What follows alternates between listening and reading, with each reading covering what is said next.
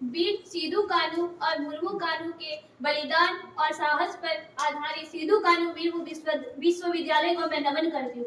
मंचासीन समस्त विचार वर्ग और अतिथिगण तथा उत्तम दिशा की ओर आकार लेता व समस्त युवागण को मेरा नमस्कार। मैं चुमकी दत्ता आज आप सबके समक्ष अपने विषय एक देश एक चुनाव पर अपना मत रखने जा रही हूँ।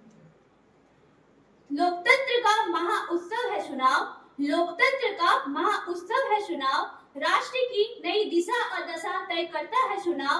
हर मत का अपना भाव है, हर मत का अपना भाव है, क्योंकि सियासत की तख्ता पलट कर सकता है चुनाव। हमारे देश में आजादी के बाद 1952 से लेकर 1967 तक एक राष्ट्र एक चुनाव की ही प्रक्रिया चलती थी, परंतु कुछ समय बाद अलग अलग राज्यों में होने वाले विधानसभा चुनाव की समय में गड़बड़ी आ गई, जिससे केंद्र से अलगाव हो गया।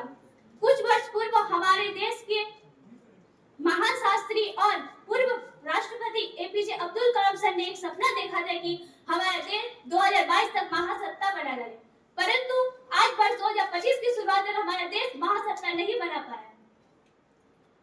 हमारे देश में होने वाले बार-बार चुनावी प्रक्रियाओं में कई समय का बर्बाद होता है, धन का बर्बाद होता है और साथ में निर्माण अस्थिरता भी पैदा होती है। हमारे देश को महासत्ता बनाने में इसके कारण बड़ी रुकावट आती है। इसके लिए जरूरत है कि एक राष्ट्र एक चुनाव पर सकारात्मक मोहर लगाया जाए। हमारे देश में कई हजार करोड़ रुपए के खर्च आते हैं एक चुनाव कराने में। अगर इन सभी सदनों का चुनाव एक बार में समाप्त हो जाए तो हमारे देश कई हजार करोड़ रुपए के खर्च से मुक्त हो जाएंगे।